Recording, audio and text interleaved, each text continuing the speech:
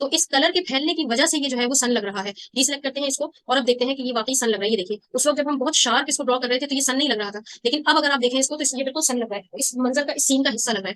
Sharpness होने की वजह से, पहले शार्प ड्रॉ हो रहा था, शार्प होने की वजह से ये सीन का हिस्सा नहीं लग रहा था। थोड़ा सा अगर बड़ा लग रहा है तो इसको थोड़ा सा साइज करके रिसाइज कर देते हैं और यहाँ एडजस्ट कर देते हैं। तो देखिए अब ये आप एक नजर स्क्रीन से हटाएं और फिर दोबारा अगर इसको देखें तो ये आपको इस मंजर का बहुत मतलब अच्छा हिस्सा लगेगा।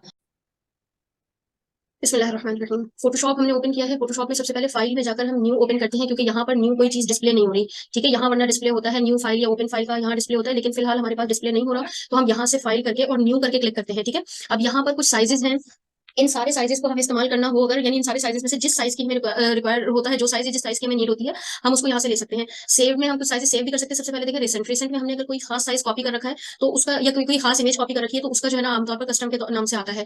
डिफॉल्ट फोटोशॉप साइज यानी ये लास्ट हम यूज कर चुके हैं, इस वजह से ये यहाँ डिस्प्ले हो रहा है। फिर हम सेव फोटो में जाते हैं। अब फोटो में जाकर हमारे पास यहाँ पर देखें कुछ साइजेस आ रहे हैं, इनमें से कोई साइज हम इस्तेमाल कर सकते हैं। और इसके साथ साथ फिर हम प्रिंट में जाते हैं तो यहाँ प्रिंट वाले साइजेस आ रहे हैं, यानी A4 का साइज और यानी कलर मोड वो वाला आ रहा है जो कि प्रिंटेबल होता है, प्रिंट के लिए इस्तेमाल होता है। A4 हो गया, A5, A6, A3, B4, B5, B3, तो इस तरह से ये कुछ साइजेस आ रहे हैं। फिर आर्ट एंड इलस्ट्रेशन है, इसमें कुछ साइजेस हैं। पोस्ट कार्ड आपने बहुत नाम सुना होगा, पोस्टर का नाम सुना होगा, ये साइजेस हैं और इनमें इनकी कलर मोड है, इनके यानी स्टाइल्स है, पेपर के स्टाइल्स है। फिर वेब हो गया, वेब के अंदर वेबसाइट के बैनर्स बनते हैं, थंबनेल्स बनते हैं, वेबसाइट के लोगोज बनते हैं, वेबसाइट की पिक्चर्स बनती हैं, पोस्ट के बैनर्स बनते हैं वेबसाइट के, तो उसके मुख्तलिफ साइजेस हैं यहाँ पर। मोबाइल है तो यहाँ पर मोबाइल की स्क्रीन एप्लीकेशन में जो इस्तेमाल होती है, यानी मोबाइल की एप्लीकेशन में जो स्क्रीन इस्तेमाल होती है, जो पिक्चर्स इस्तेमाल होती हैं या बैनर्स इस्तेमाल होते हैं, ये सारे उनके साइजेस हैं। ठीक है, अच्छा फिल्म एंड वीडियो, ये फिल्म एंड वीडियोस के जो बैनर्स बनते हैं ये उनके साइजेस हैं। तो हमारे काम के साइजेस कहाँ पर हैं? हम साइज अमूमन सोशल मीडिया की पोस्ट के लिए साइज जो है वो डिफॉल्ट फोटोशॉप साइज ही यूज करते हैं सोशल मीडिया की पोस्ट के लिए। और अगर हमें A4 B4 साइज चाहिए तो उसके लिए हमें फिर अलग से साइज लेना होता है A4 और B4 का। ठीक है, तो अब उसके लिए हम क्या करेंगे, यानी A4 साइज लेना है या B4 साइज लेना है, तो हम जाएंगे। अच्छा ये देखें ये साइजेस भी हैं कुछ, ये पोर्ट्रेट साइज ये हैं। A4 और B4 के साइजेस यहाँ से पहले हुआ करते थे, लेकिन यानी आर्ट एंड इलस्ट्रेशन में हुआ करते थे, लेकिन अब जो है ना वो खत्म कर दिया गया यहाँ पर, क्योंकि रिपीट हो रहे थे। एक मरतबा प्रिंट में आते थे और एक मरतबा आर्ट एंड इलस्ट्रेशन में। लेकिन फर्क दोनों में क्या था कि प्रिंट में अगर हम, यानी मिसाल के तौर पर देखिए, प्रिंट में आकर A4 का साइज लेती हूँ, ठीक है, प्रिंट में आकर A4 साइज लिया तो ठीक है, A4 साइज तो आ गया, पोर्ट्रेट होता है, ये पोर्ट्रेट क्या चीज है मैं बताती हूँ अभी। A4 साइज आ गया, लेकिन यहाँ पर आप देखें RGB कलर आ रहा है, और RGB कलर मोड जो है वो होता है सोशल मीडिया वगैरह के लिए, यानी स्क्रीन के लिए। अगर हमें यहाँ पर इसको प्रिंट के लिए बनाना है वाकई, और सोशल मीडिया के लिए नहीं बनाना, तो उस सूरत में हमें क्या करना होगा कि इसको कलर मोड को हमने RGB की बजाय CMYK करना होगा प्रिंट के लिए। प्रिंटेबल कलर ये होता है CMYK, और RGB जो होता है वो स्क्रीन कलर होता है, यानी जो पिक्चर, जो आपकी इमेज या जो आपका डिजाइन स्क्रीन पर रहेगा, स्क्रीन से बाहर उसको प्रिंट नहीं होना, जैसे सोशल मीडिया पर शेयर होना है, तो वो प्रिंट, वो उसका जो कलर होगा, कलर मोड होगा, वो RGB होता है। ठीक है, ये रिपीट होता था पहले, लेकिन अब जो है रिपीट नहीं हो रहा। न्यू जो ये है फोटोशॉप, इसमें रिपीट नहीं हो रहा, बल्कि हमें खुद से यहाँ से मैनुअली चेंज करना पड़ेगा। पहले रिपीट जो होता था वो इस तरह होता था कि यहाँ A4 एक होता था प्रिंट में, और प्रिंट के लिए खुद ब खुद जैसे हम क्लिक करते थे A4 तो यहाँ CMYK आ जाता था, और एक होता था आर्ट रजिस्ट्रेशन में, उसको अगर हम सेलेक्ट करते थे तो हमारे पास RGB मोड आ जाता था। ठीक है, तो फिलहाल हमें जो है फोटो में जाकर डिफॉल्ट फोटोशॉप साइज लेना है। यहाँ पर हम अपने सैंपल का जो भी हम बना रहे हैं उसका नाम लिख लेते हैं। मिसाल के तौर पर हम यहाँ सैंपल 1 लिख लेते हैं, और उसके बाद आगे चलते हैं, इनको सबको डिफॉल्ट साइज रहने देते हैं। ये क्या है? ये विद है, यानी चौड़ाई। ऊपर यहाँ दाएं तरफ से लेकर बाएं तरफ और बाएं तरफ से लेकर दाएं तरफ, ये जो होती है ये चौड़ाई होती है। राइट टू लेफ्ट या लेफ्ट टू राइट, ये चौड़ाई होती है, इसको विद कहते हैं। ठीक है, डिजाइनिंग की जबान में, फोटोशॉप इलस्ट्रेटर की जबान में। और हाइट जो है वो लंबाई होती है, यानी ऊपर से नीचे और नीचे से ऊपर। अब देखिए ओरिएंटेशन है। ओरिएंटेशन क्या होती है? ओरिएंटेशन का मतलब ये होता है कि आप लंबाई कम और चौड़ाई ज्यादा रखना चाहते हैं, या लंबाई ज्यादा और चौड़ाई कम रखना चाहते हैं। अगर आपके पेज की लंबाई ज्यादा और चौड़ाई कम है तो वो पोर्ट्रेट कहलाता है, और अगर आपके पेज की, आपके वर्क स्पेस की लंबाई कम है और चौड़ाई ज्यादा है तो उस सूरत में वो क्या कहलाता है? वो लैंडस्केप कहलाता है। ठीक है, आर्टबोर्ड इसी को कहते हैं, जिस पर हम वर्क करते हैं उसी को आर्टबोर्ड कहते हैं। ठीक है, रेजोल्यूशन क्या है? रेजोल्यूशन आपकी पिक्चर्स की क्वालिटी होती है, आपकी डिजाइन की क्वालिटी होती है। और इसके अलावा RGB मोड भी मैं बता चुकी हूँ। ठीक है, व्हाइट यानी ये बैकग्राउंड कैसा होना चाहिए, हमारे पास बाय डिफॉल्ट व्हाइट है, हम व्हाइट ही रखेंगे। इसको बाद में हम जब काम करना सीख जाते हैं तो फिर अपने हिसाब से चेंज कर सकते हैं। बाकी हम सब कुछ इसी तरह डिफॉल्ट छोड़ेंगे, डिफॉल्ट सेटिंग यानी इसकी रहने देंगे, और उसके बाद हम क्रिएट कर देंगे। ठीक है, क्रिएट करने के बाद हमारे पास यहाँ पर ये देखें फोटोशॉप साइज आ गया, डिफॉल्ट फोटोशॉप साइज। अब हमने सबसे पहले अपना वर्क स्पेस सेट करना है। वर्क स्पेस कैसे सेट करना है? यानी हम सबसे पहले विंडो में आएंगे, और विंडो में आने के बाद वर्क स्पेस में आकर हम यहाँ से वर्क स्पेस ले लेंगे। ये ग्राफिक एंड वेब का है, हम ये वाला वर्क स्पेस ले लेते हैं। ठीक है, ये वर्क स्पेस हमारे मुताबिक है, यानी लेयर्स हमें यहाँ रखनी है, बाकी और चीजें नहीं। ये देखें ये पूरा खाली है एरिया, क्योंकि लेयर्स हमें यहाँ चाहिए और टूल्स इसी तरीके से चाहिए। तो आप जैसे ही विंडो में आकर और वर्क स्पेस में आकर, और ये सबसे ऊपर एसेंशियल डिफॉल्ट जो है एसेंशियल है, इसको क्लिक करेंगे तो आपके पास इस तरह से ऑप्शन, मतलब ये आपका वर्क स्पेस सेट हो जाएगा। अच्छा, अब सबसे पहले हमारे पास पहला ऑप्शन जो है, ये सारे मेन्यूज हैं। ठीक है, ये पूरे मेन्यूज हैं, और इस पट्टी को, ये जो आपको नजर आ रही है, इसको हम मेन्यू बार कहते हैं। अब मेन्यूज में क्या है? मेन्यूज में जैसे फाइल में काफी सारी चीजें हैं। न्यू है, यानी आप न्यू वर्क स्पेस खोलना चाहते हैं, न्यू आर्टबोर्ड खोलना चाहती हैं। ओपन है, ओपन में ये है कि पुराना कोई आपका वर्क है उस पर काम करना चाहती हैं। ये काफी सारी चीजें हैं, तो इसको हम वक्तन फवक्तन इनको देखते रहेंगे। फिलहाल हम क्या करते हैं, इनमें आते हैं, ये टूल्स हैं सारे। ये टूल्स जो है, इन टूल्स के हर हर टूल के नए नए ऑप्शन इस जगह पर आते हैं ये। ठीक है, तो ये वाला जो एरिया है इसको हम टूल्स यानी ऑप्शन बार कहते हैं, और इस एरिया को हम टूल बार कहते हैं, और ये लेयर पैनल है। ठीक है, ये नाम यहाँ तक सही अच्छे तरीके से महफूज हो गए। उसके बाद आगे चलते हैं। अब देखें हमारे पास यहाँ पर ये टूल्स बार है। टूल बार में सबसे पहला जो टूल है वो है सिलेक्शन टूल, या मूव टूल भी कह सकते हैं हम उसको। ये मूव टूल है, सिलेक्शन टूल है। इससे हमारी जो भी हमारे कैनवस पर, यानी कैनवस हम इसको कह रहे हैं, जो व्हाइट कलर का आर्टबोर्ड है ये आपका कैनवस है, इसी पर आप डिजाइनिंग करेंगे और इसी के ऊपर आपका सारा काम होता है। जितना भी डिजाइन कलर जो भी चीजें होंगी वो सब इस पर होगा। तो जो भी यहाँ पर हमारे पास चीज होगी, जो भी हमारे पास यहाँ पिक्चर है या कोई भी ऐसी चीज है जिसको हम मूव करते हैं या रोटेट करते हैं, तो उसके लिए हम मूव टूल या ये वाला टूल इस्तेमाल करते हैं। ठीक है, सिलेक्शन टूल। तो इससे हम सेलेक्ट भी करते हैं, मूव भी करते हैं, रोटेट भी करते हैं, रीसाइज भी करते हैं। अब मैं सारी चीजें करके दिखाती हूँ कि हम किस तरह करते हैं। मिसाल के तौर पर मैं एक शेप ले लेती हूँ। यहाँ पर शेप टूल है, शेप्स का हम आगे तफसील से पढ़ेंगे। अभी फिलहाल मैं सिर्फ शेप एक ले रही हूँ। देखिए मिसाल के तौर पर मैंने ये एक शेप बना ली। ठीक है, और शेप बनाने के बाद मेरे पास ये देखिए ऊपर प्रॉपर्टीज का ऑप्शन खुल गया। प्रॉपर्टीज, एडजस्टमेंट और लाइब्रेरीज, ये हमें नहीं चाहिए होता, हमें सिर्फ लेयर पैनल चाहिए होता है। तो हम इसको प्रॉपर्टीज वाले को क्लिक करके हटा देंगे, यानी विंडोज में जाएं और उसको अनचेक कर दें। बस मैंने अनचेक किया और वो हट गया वहां से। ठीक है, अच्छा, अब देखें सबसे पहले हमने इसको सिलेक्ट करना है। अभी ये सिलेक्शन में नहीं है। जब सिलेक्शन में नहीं है तो ना हम इसका कलर चेंज कर सकते हैं, ना हम इसको मूव कर सकते हैं, ना रोटेट कर सकते हैं। देखें मैं अगर करने की कोशिश करूं इसको भी, तो ये जो है सिलेक्ट होके मूव होगा। यानी जैसे ही मैंने क्लिक किया है, ये देखें सिलेक्ट होके मूव होगा। सिलेक्शन है टूल मेरे पास। अब मैंने इसको क्लिक किया और क्लिक करने के बाद इसको मूव किया तो ये सिलेक्ट होके मूव हो रहा है। ठीक है, मूव के लिए है। इसी तरीके से रोटेट करने के लिए, रोटेट कैसे होगा, मूव टूल लेना है आपने, इसको सिलेक्ट करना है। सिलेक्ट करने के बाद ये जो पूरा इसके चौकोर सा डब्बा सा बन गया, बॉक्स बन गया, इसके यहाँ कॉर्नर्स पर आपको बॉक्सेस छोटे छोटे नजर आ रहे हैं। यहाँ इससे जरा सा आप इस जगह पर बिल्कुल एंड इस बॉक्स के ऊपर यानी रखेंगे तो आपके पास रीसाइज करने का ऑप्शन है। ये देखिए डबल जो तीर आ रहे हैं ना, ये इसको आप क्लिक करके खींचेंगे, ड्रैग ड्रॉप करेंगे तो ये रीसाइज हो रहा है। ठीक है, और यहाँ से ओके कर देंगे। और अगर आप इससे जरा सा दूर रखेंगे तो ये यानी इस तरह का एरो आ रहा है, एक जो है वो डाउन जा रहा है और एक लेफ्ट जा रहा है। तो ये एरो जो है आपकी इमेज को या आपके जो भी एलिमेंट है आपके कैनवस पर, आपके आर्टबोर्ड पर जो भी एलिमेंट है, उस एलिमेंट को मूव करने के, रोटेट करने के काम आता है। ये देखिए ये रोटेट हो रहा है पूरा। ठीक है, पूरा घूम गया। देखिए यहाँ तक लाके ओके कर दिया। अब ये पिक्चर, ये शेप ऐसे नहीं थी पहले, सीधी थी, लेकिन अब रोटेट होकर इस तरह से हो गई। तो ये वाला जो टूल है, पहला टूल हमारे पास मूव टूल के नाम से, सिलेक्शन टूल के नाम से भी है, मूव टूल के नाम से भी है। तो ये हमारी पिक्चर्स को, हमारी चीजों को रोटेट कर, यानी हमारे एलिमेंट्स को, चाहे वो पिक्चर्स हो, चाहे हमारे पास जो है वो शेप्स हो, कोई भी चीज हो, उनको रोटेट करने के काम आता है। ठीक है।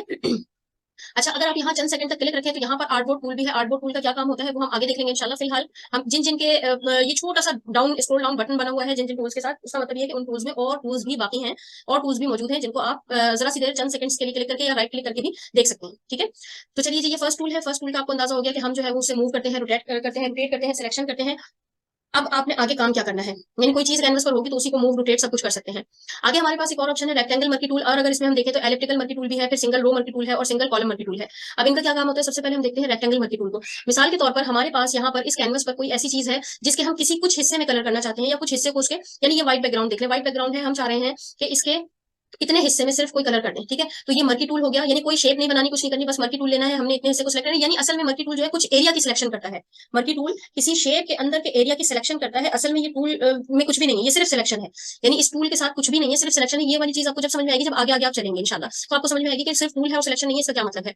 अब हम ये देखते हैं कि मर्की टूल से हमने यहाँ पर सिलेक्शन की है। अब हमारे पास यहाँ इस जगह पर ये देखिए, ये वाला जो टूल है ग्रेडियंट टूल, इस ग्रेडियंट टूल के ऊपर, इस ग्रेडियंट टूल के साथ जो है हमारे पास पेंट बकेट टूल है। ठीक है, कुछ देर के लिए जो है हमने ओपन किया तो पेंट बकेट टूल है। पेंट बकेट टूल में ले लेती हूँ और हमारे पास यहाँ पर कलर लेना है। पेंट बकेट टूल आ गया तो यहाँ ब्लैक कलर आ गया, ब्लैक कलर की जगह हम कोई अच्छा सा रेड कलर ले लेते हैं, चले। और पेंट बकेट टूल इस तरह से होता है, देखिए जैसे जिस तरह से डायरी वो सॉरी बाल्टी होती है ना कलर की, इस तरह से। एक मिनट, अब ये जो टूल है हमारे पास यहाँ पर ये सिलेक्शन है। इस सिलेक्शन के अंदर हमने पेंट बकेट टूल से कलर करना है। तो देखिए जैसे ही क्लिक किया तो इस सिलेक्शन के अंदर क्लिक हो गया। अब कंट्रोल जेड करके मैं कुछ स्टेप्स पीछे जाती हूँ, कंट्रोल जेड करके कुछ स्टेप्स पीछे गई हूँ। अब अगर मैं करती हूँ तो देखिए पूरे कैनवस पर कलर हो गया। ठीक है, आप क्लिक किया है तो पूरे कैनवस पर कलर हो गया। और अगर हम वापस कंट्रोल जेड करते हैं, कंट्रोल जेड कुछ स्टेप्स पीछे ले जाने के काम आता है। यानी कंट्रोल जेड वन टाइम किया तो एक स्टेप पीछे चले गए, फिर दोबारा करेंगे तो एक स्टेप पीछे जाएंगे, फिर दोबारा करेंगे तो एक स्टेप पीछे जाएंगे। तो इस तरह से स्टेप स्टेप हम पीछे जा सकते हैं कंट्रोल सी से। ठीक है, तो अब ये देखिए, अगर अब ये वाली बात अब आपको अच्छी तरह समझ में आएगी कि हमें इसके कुछ हिस्से पे कलर करना है। अच्छा, अब मल्टी टूल लेते हैं हम, एक और बहुत मजे की चीज देखते हैं।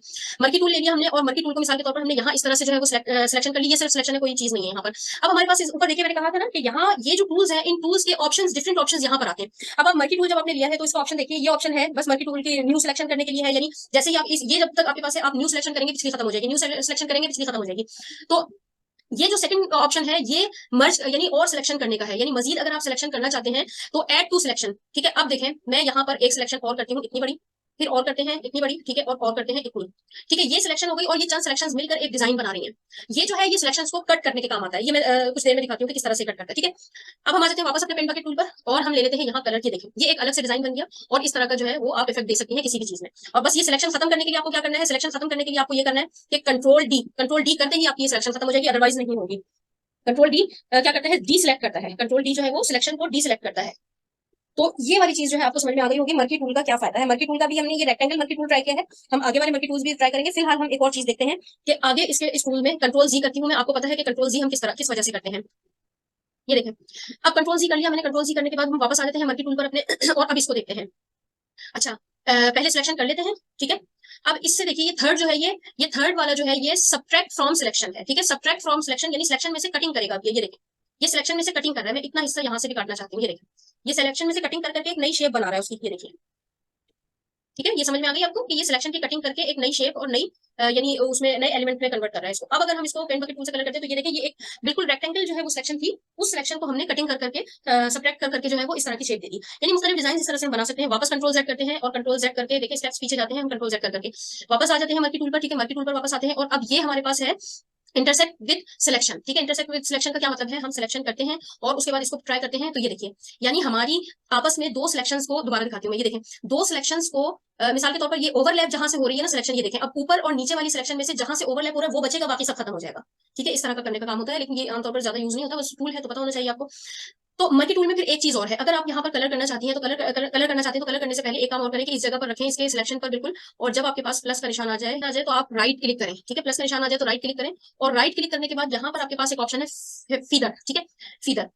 तो इसको क्लिक करके आप यानी यहाँ पर मिसाल के तौर पर हम 50 कर देते हैं, ठीक है, 50 पिक्सल्स और ओके कर देते हैं। तो अब देखिए कि हमारे पास यहाँ से कॉर्नर्स जो हैं ये कॉर्नर्स बेहतर हो गए, कॉर्नर्स खत्म हो गए, कर्व बन गए, ठीक है। और इसी तरीके से हम यहाँ पर कलर करते हैं तो ये देखिए कलर में भी एक तो कर्व बन गए और कलर की जो शार्पनेस है वो खत्म हो गई लाइन की।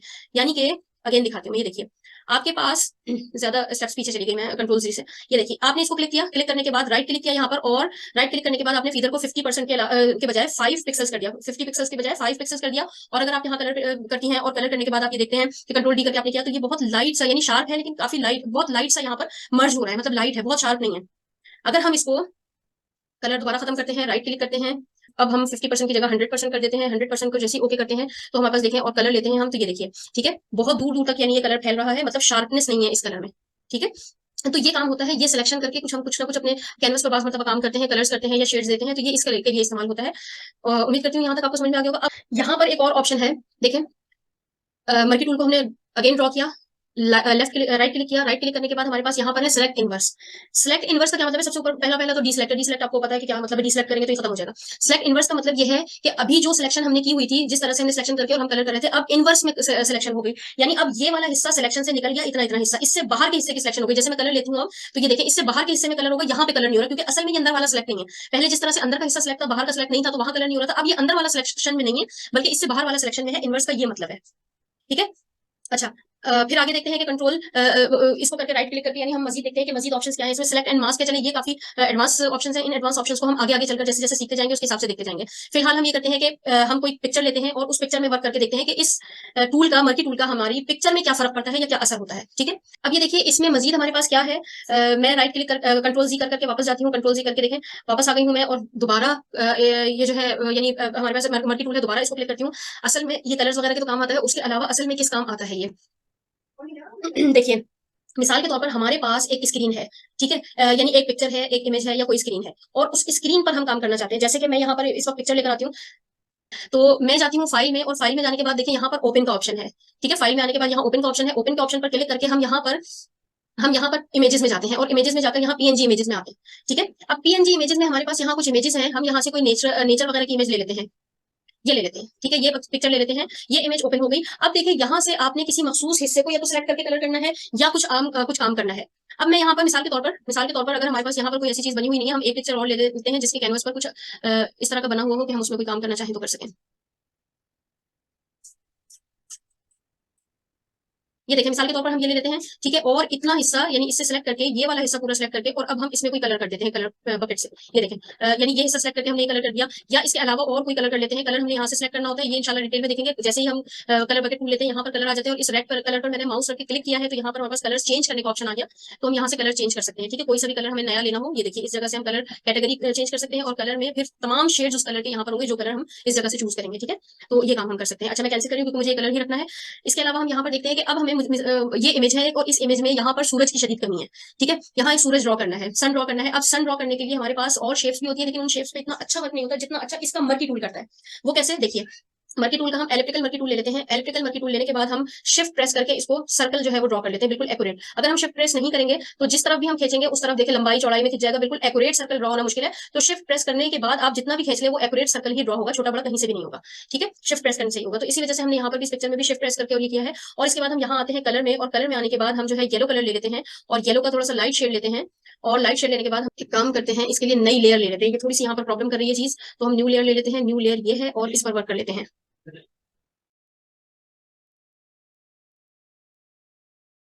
अच्छा, अब ये देखिए, ठीक है, ये ले लिया और कलर बकेट टूल ले लिया, और कलर बकेट से हमने इस पर कलर कर दिया। ठीक है, देखिए मर्की टूल से हमने इसको ड्रॉ कर लिया, और ड्रॉ करने के बाद मर्की टूल ही लेकर राइट क्लिक किया, और राइट क्लिक करके हमने इसका फेदर जो है फेदर 20 पिक्सल्स कर लिया।